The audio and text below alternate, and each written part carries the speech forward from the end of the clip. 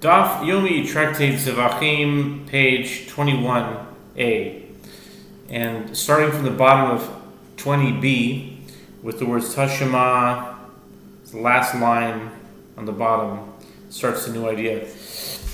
Tashema para b'chiyah b'Yehoshua amar Chadash b'chiyah sharat b'fnim Yosef b'Yochanan amar afir b'chutz afir b'chiyah afir b'mekez shecheres. The Gemara suggests, come and hear a proof from the following dispute.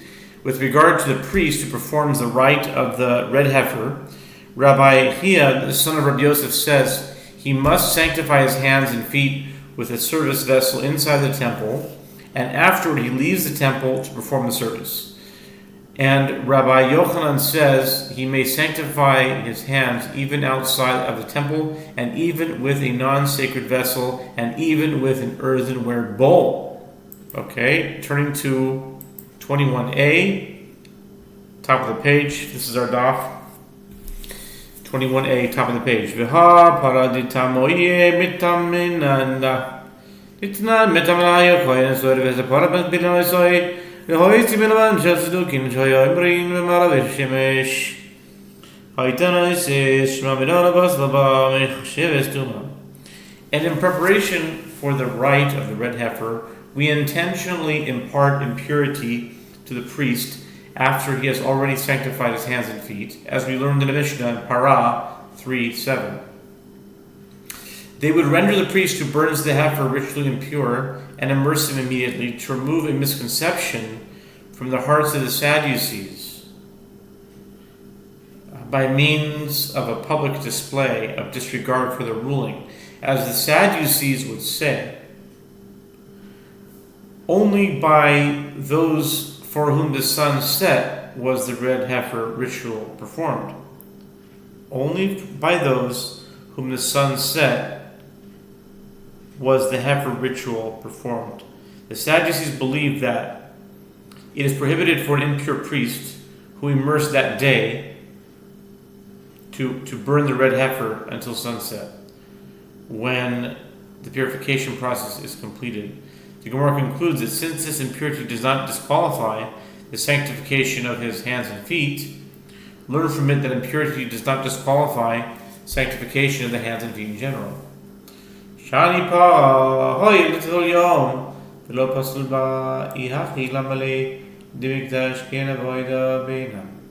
Gemara responds, the service of the heifer is different, as one who immersed that day is not unfit for performing it, unlike any other rite.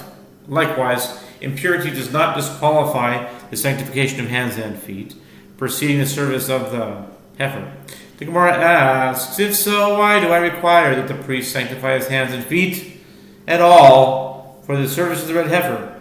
The Gemara responds, we require that the service of the red heifer be similar to the service of offerings performed inside the temple. Age lamb was raised before the sages. Ma'u lekadesh yadav raglav b'kior, mimenu marachmana below b'tocho, or dilma fil b'tocho. Age lamb was raised before the sages. What is the halacha with regard to a priest who wishes to sanctify his hands and feet by dipping them in the basin rather than letting the water run from it onto them? Must one say that the priest may not do so? Since the merciful one states, and Aaron and his sons shall wash their hands and their feet from it. Exodus 30:19, and not inside it, or perhaps the priest may even use water still inside it. Amar Rav Nachman bar Yitzchak Tashema o shetavar b'mei me'ara ve'avad avodah subesula. Rav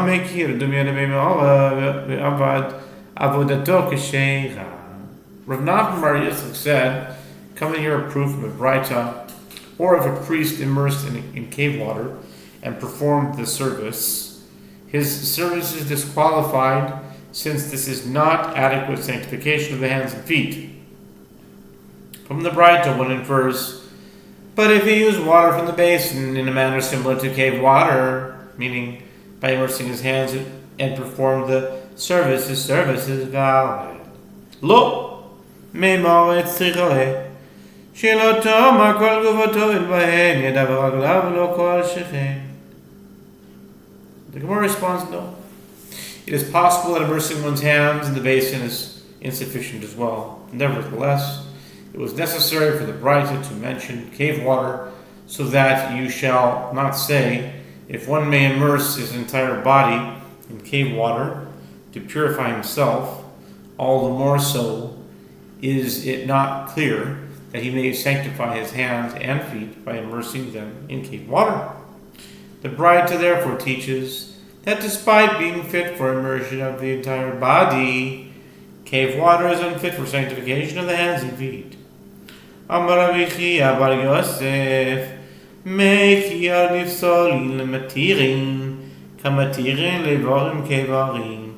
Rabbi Chia bar Yosef says the water in the basin is disqualified by being left out at different times of day for different rites.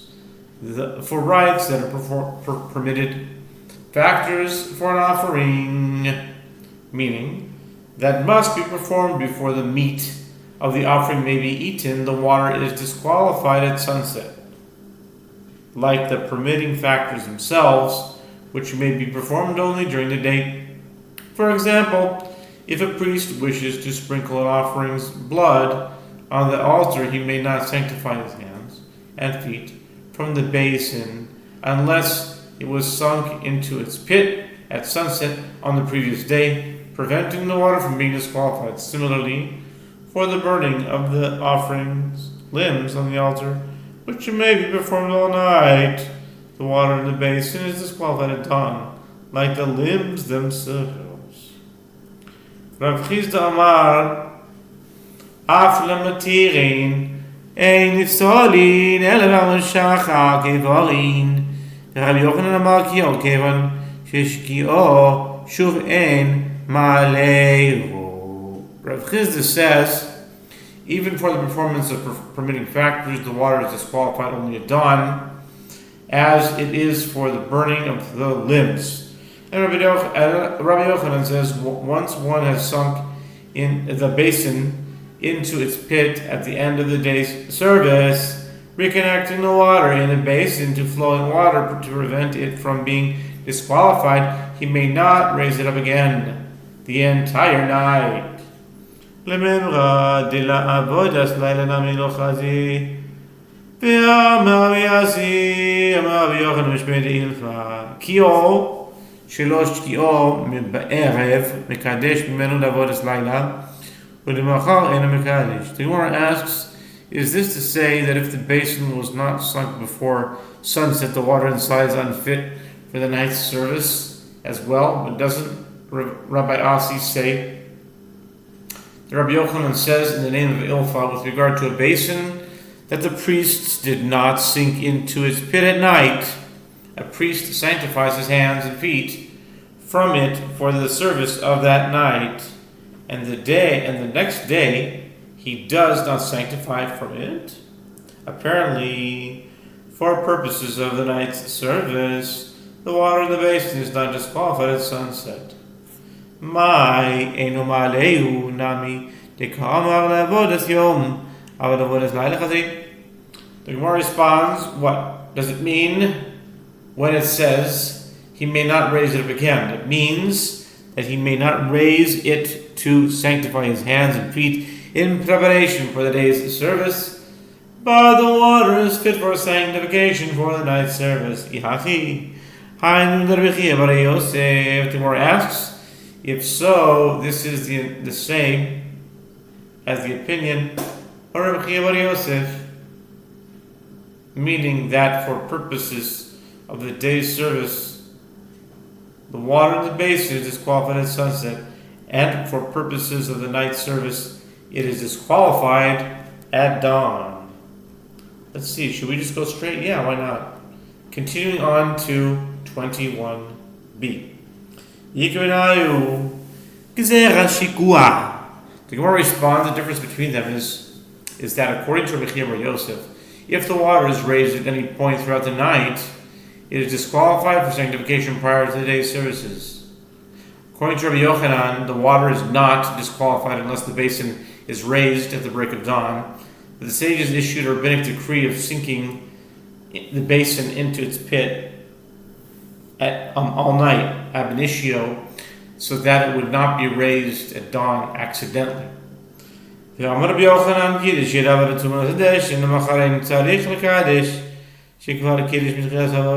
Gemara asks, does Rabbi Yochanan really hold that the basin must be sunk all night? But doesn't Rabbi Yochanan say, if a priest sanctified his hands and feet in preparation for the removal of the ashes before dawn, then the next day he does not need to sanctify them again, as he already sanctified them at the beginning of the day's service? Evidently, the basin is raised before dawn. The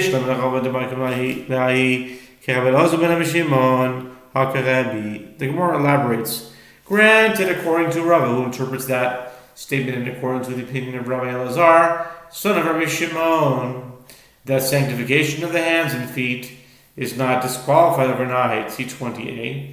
This statement that the basin must be sunk all night is in accordance with the opinion of Rabbi Yehuda Hanasi, who holds that sanctification of the hands and feet is disqualified at dawn. Accordingly, he holds that the water in the basin is disqualified as well.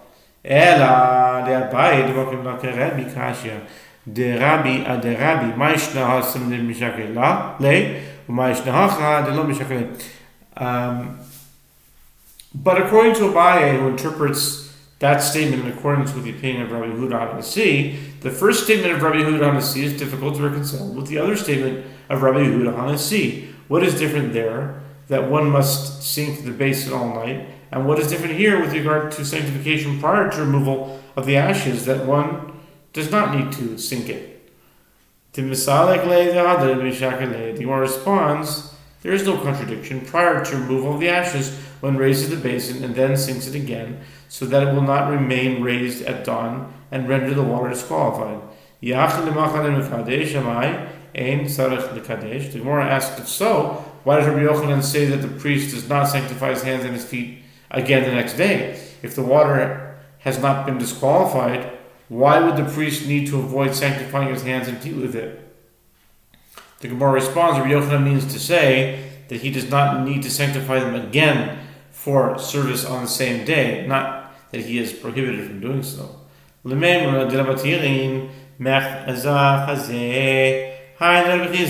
asks, is this to say that according to Rabbi Yochanan, if one raised the basin at night and sank it again before dawn, it remains fit for sanctification prior to performing the offering's permitting factors that day? If so, Rabbi Yochanan's opinion is the same as that of Rav Chizda. The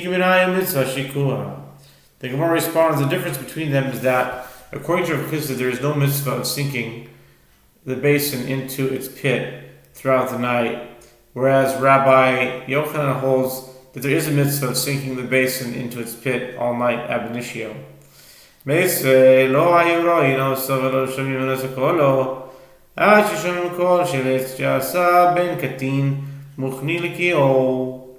והנה אומרים הגיעו עת קידוש ידיים ברגליים מן הקיאו מה אליו נמסר כלי על מה משקע עליה. The Gemara raises an objection. The Gemara raises an objection to the opinion of Chizda from the Mishnah in Tamid 28b. The priests would not see the priest performing the removal of the ashes, nor would they hear his voice. Rather, they were unaware of his actions until they would hear the sound of the wood with which Ben Katin made a mechanism for sinking the basin into water during the night. And when they heard the sound of the mechanism, they would say to each other, the time for sanctifying hands and feet from the basin has come. The Gemara asks, what? Is it not that they heard the mechanism raising the basin?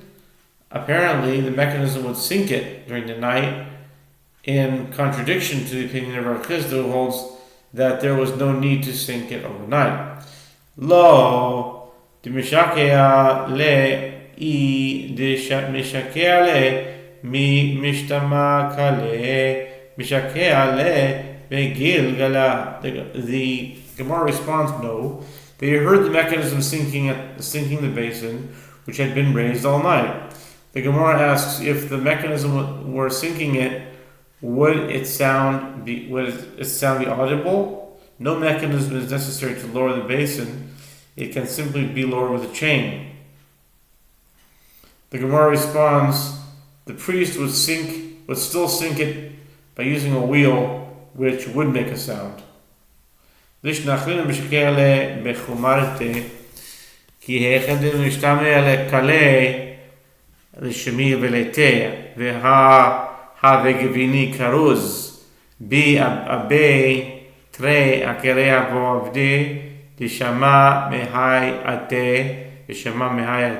presents another version of the answer. The priest would deliberately sink it by its wheel so that its sound would be audible, and the other priests would hear and come to begin the service. The Gemara asks, but wasn't there Gavini, the crier, who would notify the priests of the beginning of the service? The Gemara responds, they would make two conspicuous markers for the beginning of the service, the sound of the wheel and the crier. Anyone who heard from this marker would come, and anyone who heard from that marker would come. Gufa Amar Rabbi Yossi bar Rabbi Chanina kol ki orshin bo kedei lekadesh arba kohanim mimeno and mikadishin bo shneim v'rachazu mimeno Moshe v'Aaron v'Aaron v'Kohanim. Having mentioned the halacha earlier, 19b, the Gemara addresses the matter itself. Rabbi Yossi, son of Rabbi Chanina, says, with regard to any basin that does not contain enough water for 4 priests to sanctify their hands and feet from it, the priests may not sanctify their hands and feet from it, as it is stated that Moses and Aaron and his sons might wash their hands and their feet from it. Exodus 40:31. The Gemara raises an objection from the Braita. The priests may sanctify their hands and feet from all vessels, whether they can hold a quarter log of water, to be continued,